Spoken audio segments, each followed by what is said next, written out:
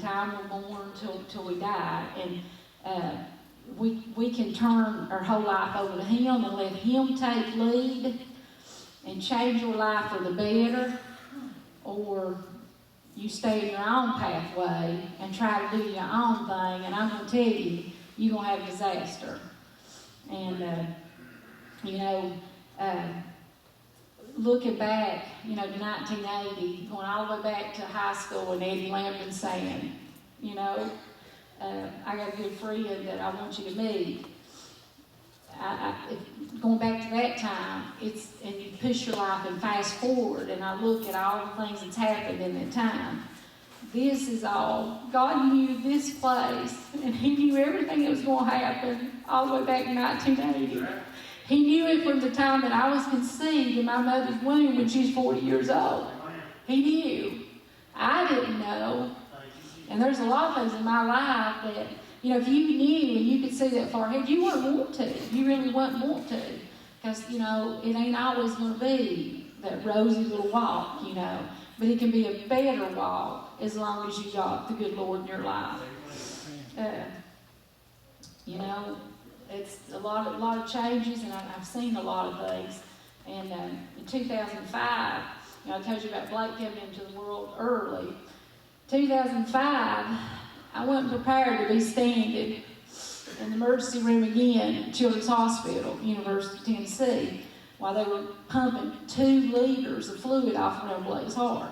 And everything happened so fast that, to the next morning when it was all over with, and the doctor came in and sat down by me, and she was really young. She was in her 30s, and that kind of worried me when they told me she's the one that's going to do the surgery. And I looked at her, and she was expecting a baby, and she was skinny, tiny little thing, this big old belly, and she was very young. And that kind of worried me. But that next morning she came in and she sat down on the side of the bed, and she patted me on the leg, and I said, "He looks really good." I said, "He's back to himself again." And she said, "Give or take an hour and a half, and your life could have changed forever."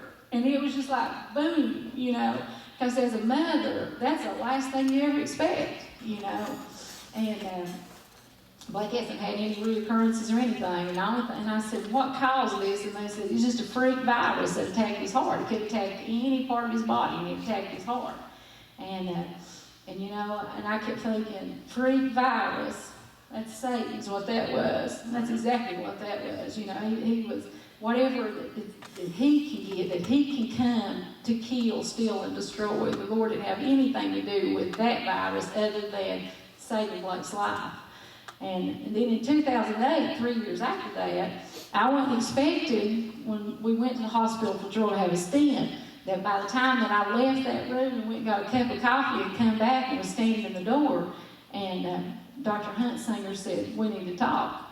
I mean, that was the last thing on my mind, to think, my husband's 45 years old at that time, and to think, here he is, and it's a life or death situation, especially when he told me that he's got the good widowmaker, because I'd heard of what the widowmaker was, and but the Lord was there with that. Through all of that, the Lord took care of him, and the Lord will put people in your life.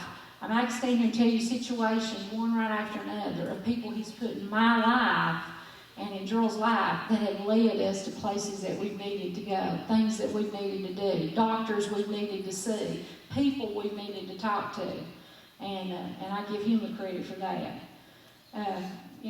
They always say that the shortest distance is between 2 points, 2 lines, a straight line. And the way I look at it, I just can't imagine going from 1962 to whenever, and I'm just on a straight line, and that's the end of my time. I think that we have to get off past sometime for the Lord to bring us back and put us back on there again and give Him the credit for that. That would be kind of just a double in life.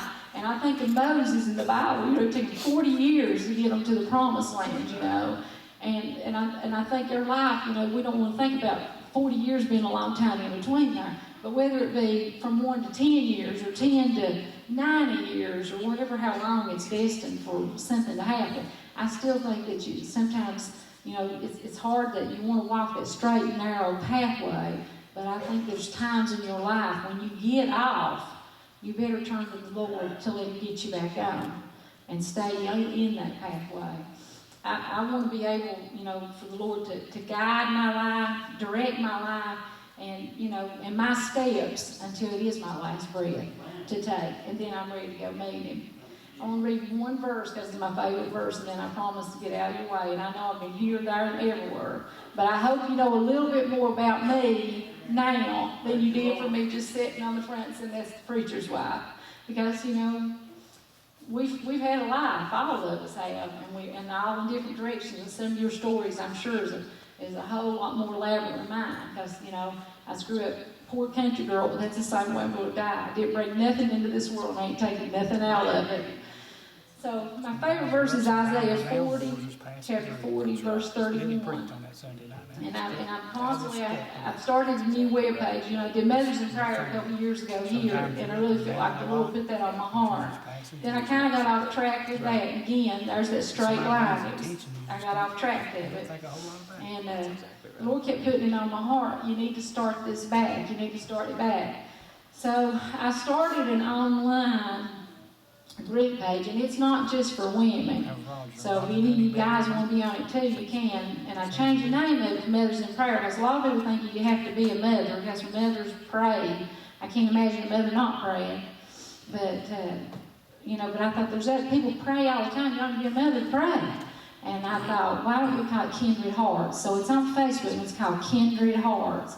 And last night, the first lesson, or the first devotional thing that I talked about was waiting on the Lord. Because it seems like that a lot of times we just jump into everything in our life because we think it's something we need to do right away. And this verse has always been my favorite. But they that wait upon the Lord shall renew their strength. They shall mount up with wings as eagles. They shall run and not be weary. And they shall walk and not faint. And thank you.